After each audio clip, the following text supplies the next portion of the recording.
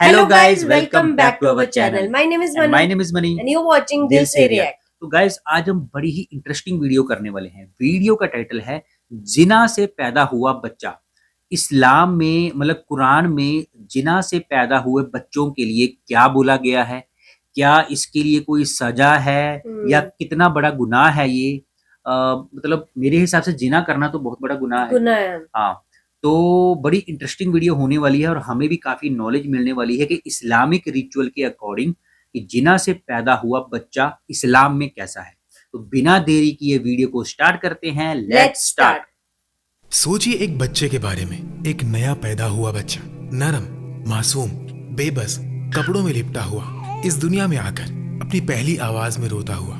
उस बच्चे ने अपने माँ बाप खुद नहीं चुने, उस बच्चे ने अपनी पैदाइश के हालात खुद तय नहीं किए, उस बच्चे ने इस दुनिया में आने से पहले किसी एग्रीमेंट पर साइन नहीं किया, कुछ भी प्लान नहीं किया, किसी के खिलाफ कोई गुनाह नहीं किया।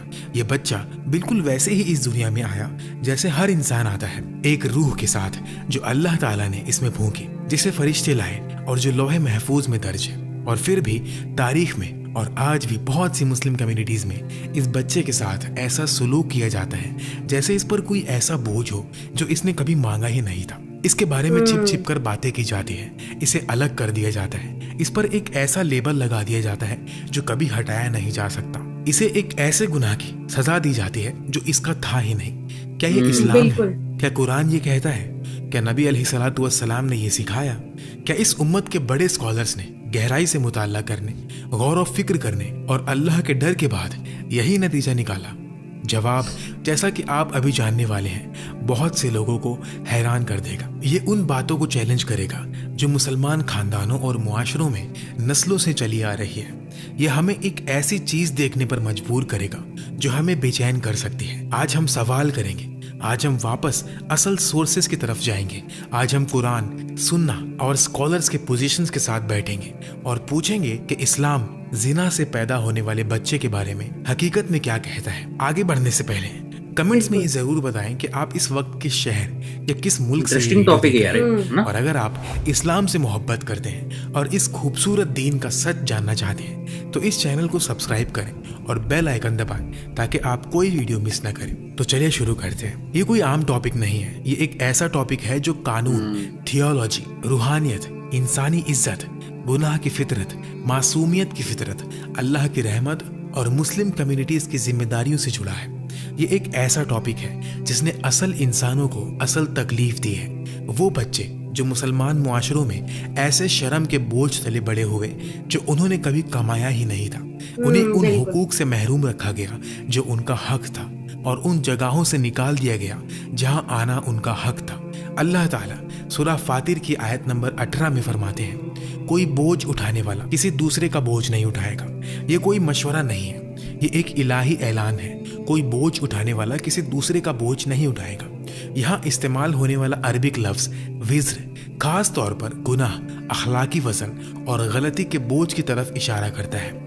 और अल्लाह बिल्कुल वाजे कर रहे हैं कि ये बोझ ट्रांसफर नहीं किया जा सकता, ये विरासत में नहीं मिल सकता, इसे माँ बाप से बच्चे में या एक शख्स से दूसरे शख्स में मुंतकिल नहीं किया जा सकता। हर रूह सिर्फ वही उठाती है जो उसने कमाया है। ये उसूल कुरान में एक बार नहीं बल्कि कई बार दोहराया गया है। सूरह अल इसरा की आयत नंबर 15 में अल्लाह फरमाते हैं, जो हिदायत पाता है वो सिर्फ अपनी रूह के फायदे के लिए हिदायत पाता है और जो भटकता है वो सिर्फ अपने नुकसान के लिए भटकता है। और कोई बोझ उठाने वाला किसी दूसरे का बोझ नहीं उठाएगा। कुरान में 4 अलग अलग मकामात पर खुद अल्लाह की तरफ से 4 वाज़े ऐलान है। जिना का गुनाह पूरी तरह उन्हीं का है जिन्होंने इसे किया, वो मर्द और औरत जिन्होंने उस हद को पार करने का फैसला किया जिससे अल्लाह ने मना किया था। वो गुनाह उस बच्चे तक नहीं पहुंचता जो उनके इस फाइल के नतीजे में पैदा हुआ। उस बच्चे का कोई चॉइस नहीं था, उस बच्चे की कोई आवाज नहीं थी, उस बच्चे का कोई गुनाह नहीं है और इसलिए बच्चा कोई बोझ नहीं उठाता। ये हर चीज का स्टार्टिंग पॉइंट है। अगर हम इस एक उसूल को समझ लें, हकीकत में समझ लें, सिर्फ दिमागी तौर पर नहीं बल्कि अपने दिलों और अपने अमल में, तो बाकी सब कुछ जो इसके बाद आता है वो क्लियर हो जाता है। तो अब आइए इस बारे में बात करते हैं कि अल्लाह की नजर में ये बच्चा कौन है। नबी अलैहिस्सलातु वस्सलाम ने एक सही हदीस में फरमाया जिसे इमाम अल बुखारी और इमाम मुस्लिम रहमतुल्लाह अलैह ने रिकॉर्ड किया है। ہر بچہ فطرت یعنی اسلام کی نیچرل ڈسپوزیشن پر پیدا ہوتا ہے اور اس کے ماں باپ ہی اسے یہودی، عیسائی یا مجوسی بناتے ہیں۔ ہر بچہ بنا کسی فرق کے، ہر بچہ اس دنیا میں پوری اصلی معصومیت کی حالت میں آتا ہے۔ فطرت اللہ کے آگے جھکنے، اس کی وحدانیت کو پہچاننے اور ہدایت قبول کرنے کی نیچرل حالت ہے۔ کوئی بچہ گندا پیدا نہیں ہوتا، کوئی بچہ گنہگار پیدا نہیں ہوتا، کوئی بچہ ایک مکمل، محترم، باعزت انسان سے کم کسی بھی روپ میں پیدا نہیں ہوتا۔ نبی علیہ الصلوۃ والسلام نے یہ نہیں کہا کہ زنا سے پیدا ہونے والے بچے کے علاوہ ہر بچہ فطرت پر پیدا ہوتا ہے۔ انہوں نے یہ نہیں کہا کہ اس کیٹیگری یا اس کیٹیگری کے علاوہ ہر بچہ، انہوں نے کہا ہر بچہ۔ اور اسلام کے اسکالرز نے، ان بڑے اسکالرز نے جنہوں نے اپنی پوری زندگی اس دین کو سمجھنے میں لگا دی، اس حدیث کو یونیورسلی بغیر کسی فرق یا شرط کے لاگو سمجھا۔ ابن القیم رحمۃ اللہ علیہ نے اس موضوع پر اپنی مشہور کتاب احکام اہل الذمہ اور زاد المعاد میں بہت تفصیل سے لکھا۔ انہوں نے بچوں اور ان کے روحانی سٹیٹس کے سوال کو اتنی گہرائی اور ہمدردی سے حل کیا کہ پڑھ کر حیرت ہوتی ہے۔ انہوں نے واضح طور پر کہا کہ غیر قانونی تعلق سے پیدا ہونے والا بچہ اپنے ماں باپ کے اعمال کا ذمہ دار نہیں ہے، کہ وہ اس دنیا میں اپنی فطرت برقرار رکھتے ہوئے آتا ہے، اور اللہ کی رحمت تمام مخلوق تک پھیلی ہوئی ہے۔ معافی چاہوں گا، لیکن ایک چھوٹی سی گزارش ہے۔ آپ میں سے جو لوگ کافی وقت سے میرے ویڈیوز دیکھ رہے ہیں، چاہے آپ چپ چاپ ہی دیکھتے آئے ہو، آج ایک بار کمنٹ میں ضرور لکھ دیں کہ ہاں میں کافی ٹائم سے دیکھ رہا ہوں۔ اس سے مجھے بھی پتہ چلے گا اور ہمارا یہ علم کا رشتہ اور مضبوط ہوگا۔ اب چلیے واپس اپنے ٹاپک کی طرف آتے ہیں۔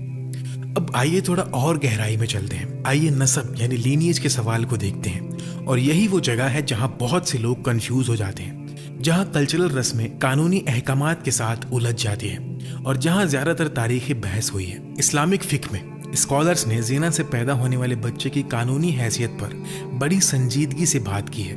پرانے اسکالرز میں اصل سوال یہ نہیں تھا کہ اس بچے کو عزت یا رحمت ملنی چاہیے یا نہیں، اس پر کبھی کوئی اصلی اختلاف نہیں تھا۔ اصل سوال نسب اور باپ کی طرف منسوب ہونے کا قانونی سوال تھا۔ اسلامک لاء کے تحت ویلڈ شادی کے بغیر پیدا ہونے والے بچے کا نسب عام طور پر غیر قانونی تعلق والے بایولوجیکل باپ کی طرف منسوب نہیں کیا جاتا۔ یہ ایک قانونی رولنگ ہے۔ یہ رولنگ سیول سٹیٹس، وراثت اور خاندان سے جوڑنے کے بارے میں ہے۔ یہ بچے کی انسانی حیثیت پر کوئی فیصلہ نہیں ہے۔ یہ بچے اور اللہ کے درمیان تعلق پر کوئی فیصلہ نہیں ہے، اور یہ اس بارے میں کوئی فیصلہ نہیں ہے کہ مسلم سوسائٹی کو اس بچے کے ساتھ جذباتی، سماجی یا روحانی طور پر کیسا سلوک کرنا چاہیے۔ یہ فرق سمجھنا انتہائی ضروری ہے۔ آئیے اس بارے میں بالکل واضح ہو جائے کہ نسب کی لیگل رولنگ کا کیا مطلب ہے اور کیا نہیں ہے۔ اس کا یہ مطلب نہیں ہے کہ بچہ ملعون ہے، اس کا یہ مطلب نہیں کہ بچہ روحانی طور پر ناپاک ہے، اس کا یہ مطلب نہیں کہ بچہ مسجد میں نہیں جا سکتا، قرآن نہیں پڑھ سکتا، رمضان کے روزے نہیں رکھ سکتا، حج نہیں کر سکتا، ایک اچھا مسلمان نہیں بن سکتا، ایک نیک انسان نہیں بن سکتا، جنت میں داخل نہیں ہو سکتا۔ اس کا یہ مطلب بالکل نہیں ہے کہ بچے کو شرمندہ کیا جانا چاہیے۔ اور یہاں ایک اور بھی اہم بات ہے، اسلام کے اسکالرز نے اس پر بھی بحث کی ہے کہ کیا ہوتا ہے جب ایسے بچے کا بایولوجیکل باپ آگے آتا ہے، بچے کو اپنا تسلیم کرتا ہے اور ماں کے ساتھ ایک ویلڈ شادی کرتا ہے۔ ایسے معاملے میں بہت سے اسکالرز جس میں ملکی اسکول کے لوگ شامل ہیں، ان کی رائے تھی کہ بچے کو باپ سے منسوب کیا جا سکتا ہے اگر وہ بچے کے 3 سال کا ہونے سے پہلے اسے قبول کر لے اور کوئی اور آدمی پیٹرنٹی کلیم نہ کر سکے۔ عظیم ملکی اسکالر ابن رشد نے اس پر بحث کی ہے، اور یہ دکھاتا ہے کہ نسب کے قانونی ڈسکشن کے اندر بھی اسلام بچے کو سزا دینے کے نئے طریقے نہیں ڈھونڈ رہا تھا، بلکہ اسے پروٹیکٹ کرنے کا طریقہ ڈھونڈ رہا تھا۔ اب آئیے ایک ایسی بات کی طرف مڑتے ہیں جو مسلم سوسائٹیز میں یہ سوچ عام ہے کہ زنا سے پیدا ہونے والا بچہ روحانی طور پر کمزور ہوتا ہے، یا نیک نہیں بن سکتا، یا آٹومیٹیکلی جہنم کی آگ میں جائے گا۔ یہ خیال کہاں سے آیا؟ کیا یہ قرآن میں ہے؟ کیا یہ صحیح بخاری یا صحیح مسلم میں ہے؟ جواب ہے نہیں۔ جب اس کلیم کو اصل سورسز تک لے جایا جاتا ہے تو پتہ چلتا ہے کہ نہ قرآن میں ایسی کوئی بات ہے، ان میں سے اکثر یا تو ضعیف ہے یا بناوٹی یا غلط سمجھی گئی ہے۔ بڑے محدثین اور فقہا نے بھی اس بات کو واضح کیا ہے۔ امام احمد ابن حنبل نے کچھ روایتوں پر شک کا اظہار کیا، جبکہ امام النووی نے صاف کہا کہ کوئی اوتھینٹک دلیل اس بات کو سپورٹ نہیں کرتی کہ ایسا بچہ روحانی طور پر محروم ہوتا ہے۔ اسی طرح ابن حزم نے اس خیال کو پوری طرح رد کرتے ہوئے کہا کہ کسی کو دوسرے کے گناہ کی سزا دینا سراسر ناانصافی ہے۔ اب اس ٹاپک کے سب سے تکلیف دہ سچ کی طرف آتے ہیں۔ مسلم کمیونٹیز نے تاریخی طور پر ان بچوں کے ساتھ کیسا سلوک کیا۔ دین کا قانون کچھ اور کہتا ہے اور لوگوں کا برتاؤ کچھ اور رہا ہے۔ دنیا بھر کی بہت سی مسلم سوسائٹیز میں ان بچوں کو شدید سماجی تانوں کا نشانہ بنایا گیا، انہیں تعلیم اور بنیادی حقوق سے محروم رکھا گیا، تکلیف دہ ناموں سے پکارا گیا اور دوسرے درجے یعنی سیکنڈ کلاس مسلمان سمجھا گیا۔ یہ سب قرآن کا حکم نہیں تھا، بلکہ ان پرانی روایتوں کا اثر تھا جو دلوں سے پوری طرح نہیں نکل پائیں۔ یہ دین کی سمجھ اور ہمارے اعمال کی ایک بہت بڑی ٹریجڈی ہے جو آج ہم سب، ہر ماں باپ، استاد اور کمیونٹی لیڈر سے سچی توبہ اور غور و فکر کی مانگ کرتی ہے، کیونکہ سچائی یہ ہے جو قرآن ثابت کرتا ہے اور اسلام کے بڑے اسکالرز کنفرم کرتے ہیں کہ مسلم کمیونٹیز کی اس بچے کی طرف ایک ذمہ داری ہے۔ بچے کو بدنام کرنے کی ذمہ داری نہیں، بچے کو اس کی پیدائش کے حالات یاد دلانے کی ذمہ داری نہیں، بلکہ اس بچے کو خوش آمدید کہنے کی، اس بچے کی حفاظت کرنے، اس بچے کو پڑھانے، اس بچے کی دیکھ بھال کرنے اور یہ یقین دلانے کی ذمہ داری کہ یہ بچہ اللہ کی مخلوق کے طور پر قیمتی اور محترم ہے۔ نبی علیہ الصلوۃ والسلام نے ایک حدیث میں جو امام مسلم نے درج کی ہے فرمایا، مسلمان کا بھائی ہے، وہ اس پر ظلم نہیں کرتا، وہ اسے بے سہارا نہیں چھوڑتا، وہ اسے حقیر نہیں سمجھتا۔ انہوں نے یہ بنا کسی شرط کے کہا۔ انہوں نے یہ نہیں کہا کہ مسلمان صرف حلال شادی سے پیدا ہونے والے مسلمان کا بھائی ہے۔ انہوں نے کہا مسلمان، ہر مسلمان، چاہے وہ مسلمان بچہ مشکل ترین حالات میں پیدا ہوا ہو یا اس مسلمان بچے سمیت جس نے کبھی اپنے ماں باپ یا اپنا آغاز خود نہیں چنا۔ اور نبی علیہ الصلوۃ والسلام نے ایک اوتھینٹک روایت میں فرمایا، زمین والوں پر رحم کرو، آسمان والا تم پر رحم کرے گا۔ اب آئیے ایک ایسا سوال کا حل دیکھتے ہیں جو اکثر اسلامک لیگل ڈسکشن میں سامنے آتا ہے، خاص طور پر شادی۔ کیا زنا سے پیدا ہونے والا شخص کسی نیک خاندان کی مسلمان عورت سے شادی کر سکتا ہے؟ کیا ایسا شخص امام بن کر نماز پڑھا سکتا ہے؟ کیا ایسا شخص مسلم کمیونٹی میں اسکالر یا لیڈر بن سکتا ہے؟ آئیے اسے دھیان سے دیکھتے ہیں۔ شادی کے حوالے سے اسکالرز نے تفصیلی مسائل میں اختلاف کیا ہے اور یہ جھوٹ ہوگا اگر ہم کہیں کہ ہر پوائنٹ پر مکمل اتفاق ہے۔ تاہم زیادہ تر اسکالرز کی رائے سے جو بات واضح ہوتی ہے وہ یہ ہے کہ ایسے شخص کی شادی پر کوئی عام پابندی نہیں ہے اور شادی میں اس شخص کے اخلاق اور ذاتی تقوی ہی بنیادی پیمانہ ہے۔ قرآن اور سنت کے مطابق اور اسلام ہمیں سختی سے منع کرتا ہے کہ ہم کسی کو کسی دوسرے کے اعمال کی وجہ سے گناہ گار ٹھہرائیں۔ نبی علیہ الصلوۃ والسلام نے مشہور حدیث میں جو امام البخاری اور امام مسلم نے بیان کی ہے اور جو شادی کے لیے سب سے اہم گائیڈ لائنز میں سے ایک ہے، فرمایا، عورت سے شادی 4 وجہ سے کی جاتی ہے، اس کا مال، اس کا نسب، اس کی خوبصورتی اور اس کا دین۔ تم دین والی کو چنو، اگر تم کچھ اور کرو گے تو تمہارے ہاتھ خاک آلود ہوں گے۔ دین، مذہبی لگاؤ، تقوی، اخلاق۔ نبی علیہ الصلوۃ والسلام نے اسے پہل دی۔ انہوں نے یہ نہیں کہا کہ پہلے اس کی پیدائش کے حالات چیک کرو، انہوں نے کہا اس کا دین دیکھو، اور یہ مردوں پر بھی برابر لاگو ہوتا ہے۔ وہ جو نماز پڑھتا ہے، روزے رکھتا ہے، جس کے اخلاق اچھے ہیں، جو اللہ سے ڈرتا ہے، وہ شادی کے لیے ایک بہتر امیدوار ہے۔ ان کی پیدائش کے حالات ان کرائیٹیریا میں شامل نہیں ہیں جو نبی علیہ الصلوۃ والسلام نے لسٹ کی۔ امام بن کر نماز پڑھانے کے بارے میں پرانے اسکالرز نے کچھ باریک باتوں پر اختلاف کیا ہے، لیکن زیادہ تر کا یہی ماننا ہے کہ اگر ایسا شخص قرآن کا علم رکھتا ہے، اگر وہ صحیح نماز پڑھتا ہے، اگر اس کا اخلاق اور تقوی اچھا ہے تو وہ نماز پڑھا سکتا ہے۔ امام بننے کی شرطیں علم، قرات اور اخلاق سے جڑی ہیں۔ ان میں کسی کے ماں باپ کے رشتے کی قانونی حیثیت شرط نہیں ہے، اور یہ بات بالکل صحیح لگتی ہے، کیونکہ کوئی بھی شخص اللہ کے سامنے ایسی چیز کے لیے کیسے جواب دہ ہو سکتا ہے جس پر اس کا کوئی کنٹرول ہی نہیں تھا۔ اب آئیے اس مسئلے کے روحانی پہلو کی طرف چلتے ہیں، کیونکہ شاید یہ سب سے زیادہ اہم ہے۔ جب ہم اسلامک روحانیت میں زنا سے پیدا ہونے والے بچے کی بات کرتے ہیں تو ہم ایک روح کی بات کر رہے ہوتے ہیں، ایک ایسی روح جسے اللہ نے پیدا کیا، ایک ایسی روح جس کے لیے اللہ نے اس دنیا میں آنے سے پہلے ہی اس کی تقدیر، اس کا رزق، اس کی عمر، اس کے اعمال اور اس کا انجام لکھ دیا تھا۔ ایک ایسی روح جس کا اللہ مالک ہے اور جس سے وہ ایسی محبت کرتا ہے جو ایک ماں کی اپنے بچے سے محبت سے بھی بڑھ کر ہے۔ جیسے کہ نبی علیہ الصلوۃ والسلام نے ہمیں بتایا، ایک حدیث میں اللہ اپنے بندوں پر اس ماں کی اپنے بچے پر ہونے والی مہربانی سے بھی زیادہ مہربان ہے۔ انہوں نے یہ اس وقت فرمایا جب وہ ایک عورت کی طرف اشارہ کر رہے تھے جسے اپنا کھویا ہوا بچہ مل گیا تھا، اور وہ بچے کو سینے سے لگائے آنسوؤں کے ساتھ اسے دودھ پلا رہی تھی۔ اللہ اس سے بھی زیادہ رحم کرنے والا ہے۔ ایک ماں اور بچے کے درمیان ہونے والے انتہائی محبت بھرے لمحے سے بھی زیادہ वो रहमत हर रूह तक जाती है। ये पैदाइश के हालात पर रुक नहीं जाती। और फिर वो हदीस आती है तमाम इस्लामिक लिटरेचर में सबसे दिल को छू लेने वाली, सबसे खूबसूरत, सबसे गहरी हदीस, वो हदीस कुदसी जो सही मुस्लिम में रिकॉर्ड की है, जिसमें अल्लाह ताला फरमाते हैं, मेरी रहमत मेरे गुस्से पर गालिब है। अल रहमा गलबत अल गज़ब, रहमत गालिब आ गई है, रहमत आगे बढ़ चुकी है, रहमत जीत गई है।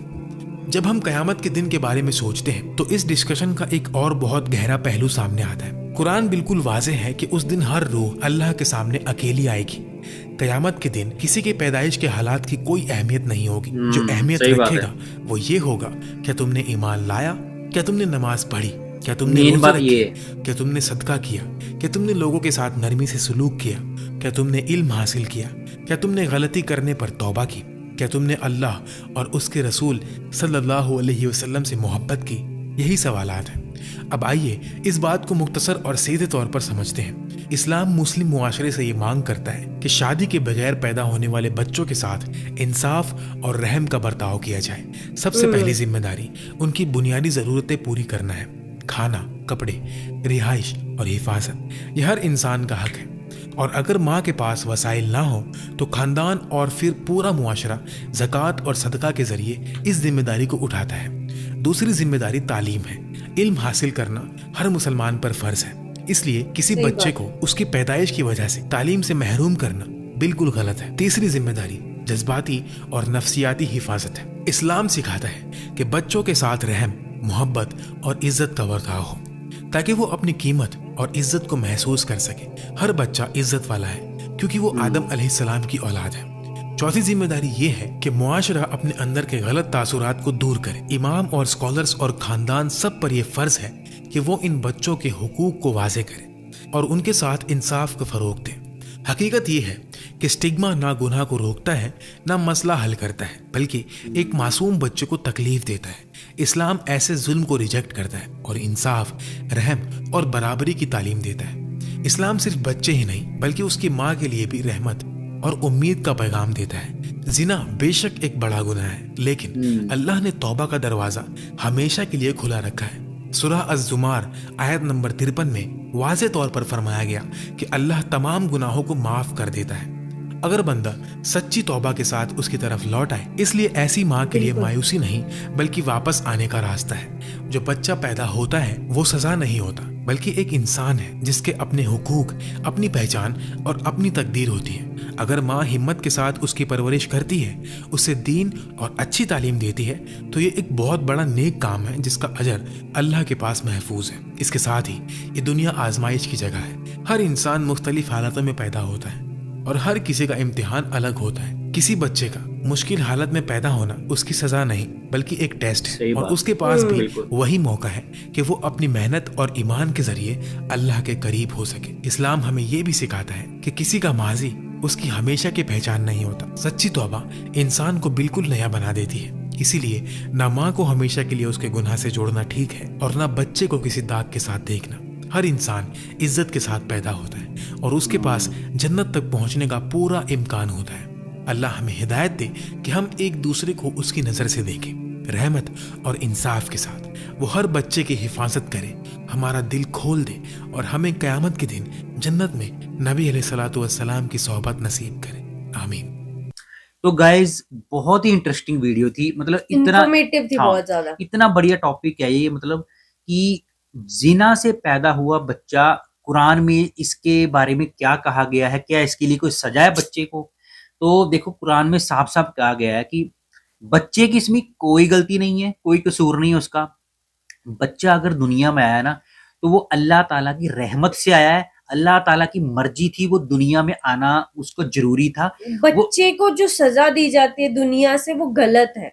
नहीं तो ऐसा कुरान में कहीं मेंशन नहीं है कि उसको तालीम नहीं वैसी मिलेगी या उसको वैसी परवरिश ना मिले, उसको उसके वो हकूक ना मिलेंगे, ऐसा कुछ नहीं लिखा गया है कुरान में। लेकिन इसमें बात ये हो रही कि बच्चा जो है ना वो अपनी मर्जी से, तो उसने माँ बाप चूज नहीं किए, उसको तो पता भी नहीं था क्या हालात उसको तो ये भी नहीं जब वो बच्चा माँ के पेट में भी था, तब उसको ये भी नहीं पता था मेरा जन्म किस घर में होना है, बिल्कुल, कि मेरे माँ बाप ने मेरे को जायज तरीके से पैदा किया है या नाजायज या तरीके नाजायज तरीके से पैदा करने वाले हैं, उसको तो ये भी नहीं पता, वो तो अल्लाह की तरफ से आ रहा है ना। बिल्कुल, तो बिल्कुल सही बातें की गई हैं कुरान में, इसके लिए कोई सजा नहीं है। जैसा एक नॉर्मल बच्चा, नॉर्मल शादी के बाद एक बच्चा जन्म लेता है माँ बाप के थ्रू, तो ये ऐसे बच्चे जो जिना के थ्रू पैदा होते हैं, उनको भी सेम हुकूक मिलते हैं, उनको भी समाज में वैसी ही नजरों से देखा जाना चाहिए, उनसे कोई भेदभाव नहीं होना चाहिए, बिल्कुल, उनके साथ कोई डिस्क्रिमिनेशन नहीं होनी चाहिए, ना ही उनको भी उतनी ही इज्जत मिलनी बिल्कुल। चाहिए जितनी बाकी बच्चों को इज्जत बिल्कुल। मिल रही है।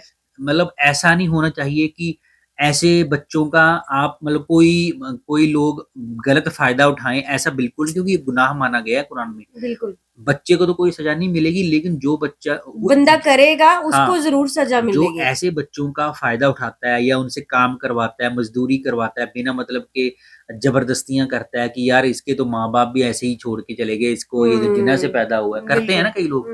तो ऐसा गलती कभी ना मत करना, वो नबी पाक अल्लाह पाक की सीख की रहमत से ही इस दुनिया में है। जैसे आप लोग आए हो, अगर अल्लाह पाक ना चाहते, भगवान ना चाहते, तो हम भी इस दुनिया में नहीं आते। बिल्कुल, हमारे पास ये आजादी नहीं है, हमें ये चॉइस नहीं दी गई अल्लाह की तरफ से कि हम अपने माँ माँ बाप बाप को खुद चूज चूज करें। कर सके। हाँ, अल्लाह की मर्जी है कि आपको किस घर में किस घर भेजेगा, में किस पैदा माँ होना है। बाप के पास भेजेगा। हाँ, अब बात आती है कि जो लोग जिना करते हैं, मतलब देखो भाई, आप लोग तो ये गलत काम कर लेते हो कि बिना शादी किए बच्चा पैदा करते हो। इस्लाम में वैसे 3 महीने का टाइम दिया गया है उस माँ बाप को और बेसिकली बाप को कि वो उस लड़की से शादी कर ले जिसके शादी साथ कर वो ले। जिन्ना वाला बच्चा था उनका।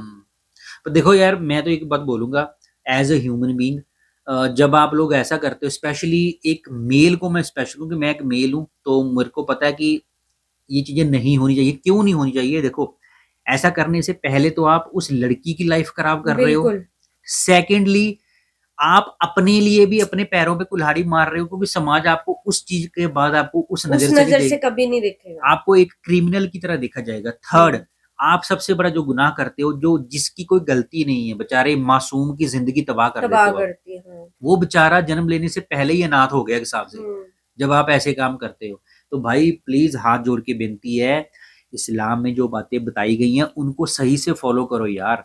मतलब नबी पाक ने इतने अच्छे मैसेजेस दिए हैं आपको, इतने बड़े, दुनिया के सबसे बड़े मैसेंजर थे वो, सबसे बड़े नबी थे वो, the greatest man in the history. हमने एक वीडियो की थी कि क्यों नबी पाक को इतना ग्रेटेस्ट कहा जाता है।